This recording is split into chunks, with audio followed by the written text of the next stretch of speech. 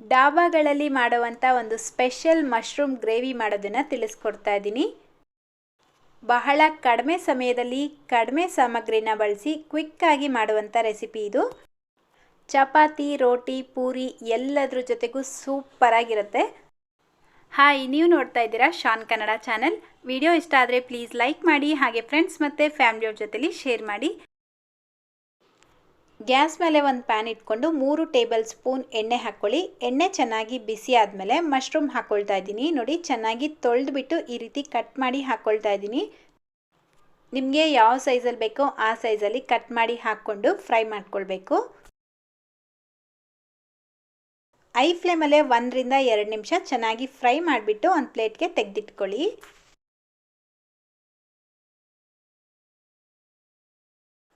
ಈಗ ಅದೇ ಎಣ್ಣೆಗೆ 1/2 ಟೀ ಸ್ಪೂನ್ ಜೀರಿಗೆ ಹಾಕ್ಕೊಳ್ಳಿ. ಈರುಳ್ಳಿ ಹಾಕ್ಕೊಳ್ತಾ ಇದ್ದೀನಿ. ಮೀಡಿಯಮ್ ಸೈಜ್ದು 2 ಈರುಳ್ಳಿನ ಸಣ್ಣದಾಗಿ ಕಟ್ ಮಾಡಿ ಹಾಕ್ಕೊಂಡು ಅದ್ರ ಜೊತೆಗೆ ಒಂದು 3 ಹಸಿಮೆಣಸಿನ್ಕಾಯಿನೂ ಹಾಕ್ಕೊಂಡು ಫ್ರೈ ಮಾಡ್ಕೊಳ್ತಾ ಇದ್ದೀನಿ. ಈರುಳ್ಳಿ ಆದಷ್ಟು ಸಣ್ಣಕ್ಕೆ ಕಟ್ ಮಾಡ್ಕೊಳ್ಳಿ, ಆವಾಗ ಗ್ರೇವಿ ಸ್ವಲ್ಪ ತಿಕ್ಕಾಗಿ ಬರುತ್ತೆ. ಐ ಫ್ಲೇಮಲ್ಲೇ ಒಂದು 3 ರಿಂದ 4 ನಿಮಿಷ ಈರುಳ್ಳಿನ ಇದೇ ಥರ ಚೆನ್ನಾಗಿ ಫ್ರೈ ಮಾಡ್ಕೊಳ್ಬೇಕು. ಈರುಳ್ಳಿ ಲೈಟಾಗಿ ಬ್ರೌನ್ ಕಲರ್ ಆದಮೇಲೆ ಇದಕ್ಕೆ 1 ಟೀ ಸ್ಪೂನ್ ಶುಂಠಿ ಬೆಳ್ಳುಳ್ಳಿ ಪೇಸ್ಟ್ ಹಾಕ್ಕೊಂಡು ಫ್ರೈ ಮಾಡ್ಕೊಳ್ತಾ ಇದ್ದೀನಿ.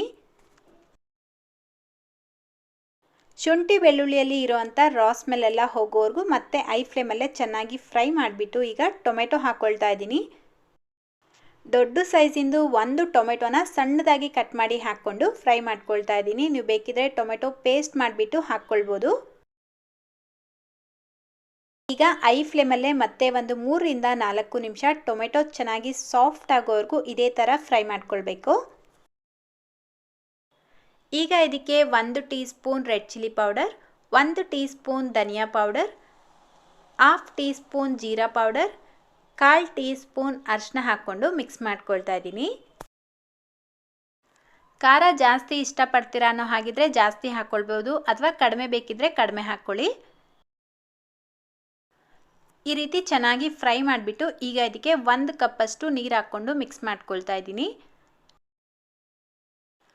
ಹಾಗೆ ಇದಕ್ಕೆ ಒಂದು 10 ಗೋಡಂಬಿನ ಪೌಡರ್ ಮಾಡಿ ಹಾಕ್ಕೊಳ್ತಾ ಇದ್ದೀನಿ. ಗೋಡಂಬಿ ಇಲ್ಲ ಅಂದರೆ ಹುರಿದು ಸಿಪ್ಪೆ ತೆಗೆದಿರೋಂಥ ಕಡಲೆ ಬೀಜ 1-2 ಟೇಬಲ್ ಸ್ಪೂನ್ ಹಾಕಿ ಪೌಡರ್ ಮಾಡಿಬಿಟ್ಟು ಹಾಕ್ಕೊಳ್ಬೋದು.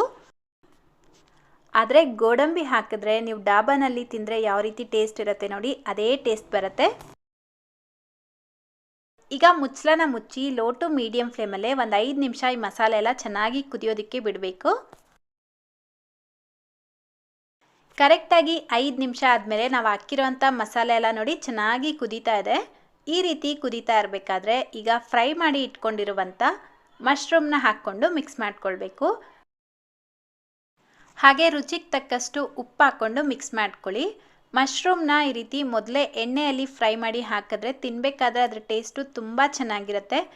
ಎಣ್ಣೆಗೆ ಬದಲಾಗಿ ನೀವು ಬಟರ್ ಅಥವಾ ತುಪ್ಪ ಉಪಯೋಗಿಸಿ ಫ್ರೈ ಮಾಡಿದ್ರೆ ಅಂತೂ ಇನ್ನೂ ಚೆನ್ನಾಗಿರುತ್ತೆ. ನೋಡಿ, ಈ ರೀತಿ ಮಿಕ್ಸ್ ಮಾಡಿಬಿಟ್ಟು ಮತ್ತೆ ಲಿಡ್ನ ಕವರ್ ಮಾಡಿ ಲೋ ಟು ಮೀಡಿಯಂ ಫ್ಲೇಮಲ್ಲಿ ಒಂದು 10 ನಿಮಿಷ ಇದನ್ನು ಕುದಿಯೋದಕ್ಕೆ ಬಿಡಬೇಕು. ಕರೆಕ್ಟಾಗಿ 10 ನಿಮಿಷ ಆದಮೇಲೆ ಒಂದು ಸಲ ಮಿಕ್ಸ್ ಮಾಡಿಬಿಟ್ಟು ಮತ್ತೆ ಮುಚ್ಚಳ ಮುಚ್ಚಿ ಒಂದು 5 ನಿಮಿಷ ಲೋ ಟು ಮೀಡಿಯಂ ಫ್ಲೇಮಲ್ಲೇ ಮಶ್ರೂಮ್ನ ಬೇಯಿಸ್ಕೊಳ್ಬೇಕು. ಕರೆಕ್ಟಾಗಿ ಒಂದು 15 ರಿಂದ 20 ನಿಮಿಷದಲ್ಲೇ ಮಶ್ರೂಮ್ ಚೆನ್ನಾಗಿ ಬೆಂದೋಗುತ್ತೆ. ಟೋಟಲ್ ಆಗಿ ನಾನಿಲ್ಲಿ 15 ನಿಮಿಷ ಮಶ್ರೂಮ್ನ ಬೇಯಿಸ್ಕೊಂಡಿದ್ದೀನಿ. ಮಶ್ರೂಮ್ ಎಲ್ಲ ಚೆನ್ನಾಗಿ ಬೆಂದಿದೆ. ಈಗ ಲಾಸ್ಟಲ್ಲಿ ಒಂದು 1/4 ಟೀ ಸ್ಪೂನ್ ಗರಂ ಮಸಾಲ ಹಾಕ್ಕೊಂಡು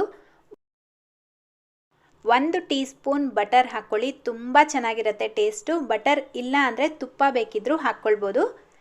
ಲಾಸ್ಟಲ್ಲಿ ಈಗ ಕಸೂರಿ ಮೇಥಿನ ನೋಡಿ ಈ ರೀತಿ ಕೈಯಲ್ಲಿ ಚೆನ್ನಾಗಿ ರಬ್ ಮಾಡಿಬಿಟ್ಟು ಹಾಕ್ಕೊಳ್ತಾ ಇದ್ದೀನಿ. ನಿಮಗೆ ಆ್ಯಸ್ ಇಟ್ ಈಸ್ ಡಾಬಾ ಸ್ಟೈಲ್ನಲ್ಲೇ ಗ್ರೇವಿ ಬೇಕು ಅನ್ನೋ ಹಾಗಿದ್ರೆ ಕಸೂರಿ ಮೇಥಿನ ಹಾಕ್ಕೊಳ್ಳೇಬೇಕು, ಮಿಸ್ ಮಾಡೋ ಹಾಗೇ ಇಲ್ಲ. ಆ ಮೇಥಿ ಹಾಕಿದ್ಮೇಲೆ ಅದರ ಅರೋಮಾ ಇರುತ್ತಲ್ವ, ತುಂಬ ಚೆನ್ನಾಗಿ ಬರ್ತಾ ಇರತ್ತೆ. ಸೊ ನೋಡಿ, ಈ ರೀತಿ ಒಂದ್ಸಲ ನೀಟಾಗಿ ಮಿಕ್ಸ್ ಮಾಡಿಬಿಟ್ಟು ಗ್ಯಾಸ್ ಫ್ಲೇಮ್ನ ಆಫ್ ಮಾಡಿಕೊಂಡ್ರೆ ಸಖತ್ ಟೇಸ್ಟಿಯಾಗಿರುವಂಥ ಮಶ್ರೂಮ್ ಗ್ರೇವಿ ರೆಡಿ ಆಗುತ್ತೆ. White rice, ghee rice, chapati, roti, phulka, puri ಎಲ್ಲದ್ರ ಜೊತೆಗೂ ಸೂಪರ್ ಅಂದರೆ ಸೂಪರಾಗಿರುತ್ತೆ. ಸೊ ಇವತ್ತಿನ ಈ simple dhaba style mushroom gravy ನಿಮ್ಮೆಲ್ಲರಿಗೂ ಇಷ್ಟ ಆಗಿದೆ ಅಂತ ಅಂದ್ಕೊಳ್ತೀನಿ. ಇಷ್ಟ ಆಗಿದ್ರೆ ಪ್ಲೀಸ್ ವಿಡಿಯೋನ ಲೈಕ್ ಮಾಡಿ, ಹಾಗೆ ನಿಮ್ಮ ಫ್ರೆಂಡ್ಸ್ ಮತ್ತು ಫ್ಯಾಮಿಲಿಯವ್ರ ಜೊತೆಲಿ ಈ ವಿಡಿಯೋನ ಶೇರ್ ಮಾಡೋದನ್ನು ಮರಿಬೇಡಿ. ಇದೇ ರೀತಿ ಮತ್ತೊಂದು ರೆಸಿಪಿಯೊಂದಿಗೆ ಭೇಟಿಯಾಗೋಣ. Thank you.